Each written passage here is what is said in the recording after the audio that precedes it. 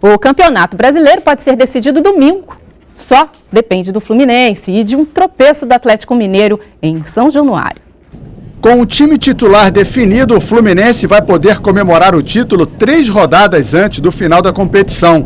Com 9 pontos de vantagem para o segundo colocado, o time carioca pode conquistar o título se vencer o Palmeiras, um dos lanternas do Brasileirão, e o Atlético Mineiro perder para o Vasco em São Januário. Para o meio-campo Edinho, a experiência do time vai fazer a diferença em Presidente Prudente. Em relação a esse jogo aí contra o Palmeiras, é um jogo especial, um jogo que nós temos chance de ser campeão, mas por outro lado também foi um clube que eu estava na Itália, um clube que me trouxe de volta para o Brasil, que abriu as portas de novo para o Brasil, um clube que teve um carinho muito especial, tem muitos amigos lá, né? Realmente é uma situação bastante complicada para mim, mas dentro do campo eu tenho que dar o meu melhor e tenho que ajudar o Fluminense a vencer.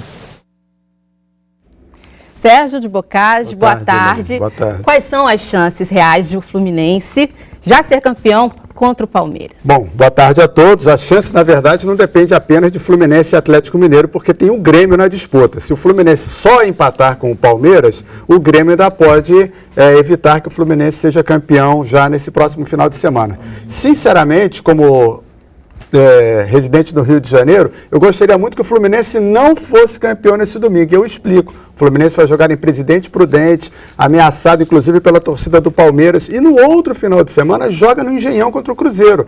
E aí sim poderia fazer uma belíssima festa com volta olímpica, com entrega de faixa, de taça, do que quer que fosse. Então eu prefiro, como torcedor do Rio de Janeiro, que o Fluminense seja campeão no outro fim de semana diante de sua torcida. E não diante da torcida do Palmeiras que está torcendo para não ser rebaixada. Vai dar mais orgulho ainda. Mais alegria também, vai encher o estádio, vai ter a festa muito mais bonita do que uma mera entrega de faixas, entre aspas, né? Se o Fluminense for campeão agora e pegar o Cruzeiro no outro fim de semana. E Botafogo? O Sidorf ainda é dúvida? O Sidorf não deve jogar contra a Portuguesa.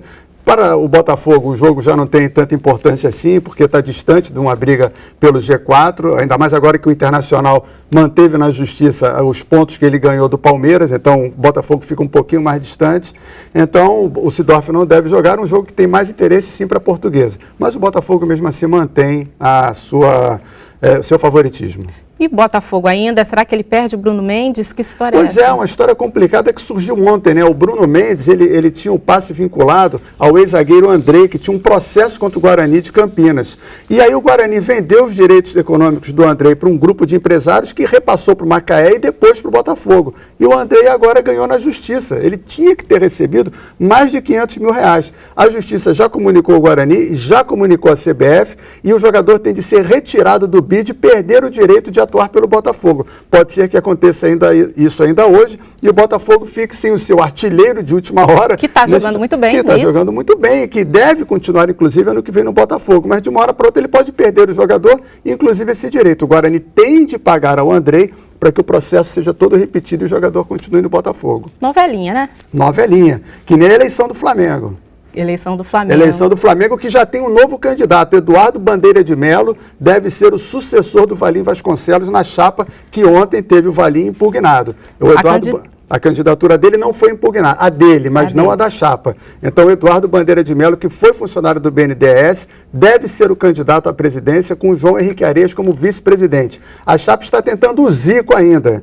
O Zico está no Rio de Janeiro, a chapa está tentando que o Zico seja candidato, mas o Zico está reticente, não está querendo entrar muito nessa briga política, não. E a Patrícia segue firme. A Patrícia segue firme, apesar de as contas dela de 2011 não terem sido aprovadas, como exige o estatuto, mas houve uma manobra política, o Conselho Fiscal adiou a votação para o dia 11 de dezembro, quando a eleição será no dia 3. Vai votar depois. Se for as contas forem recusadas, como é que fica a situação caso ela seja eleita? E o Flamengo joga domingo com essa polêmica e também desfalcado? Joga bem desfalcado e a novidade é o Felipe, que vai jogar na lateral esquerda, um garoto que vem dos juniores, vai jogar na lateral esquerda, mas o time vem bastante mexido.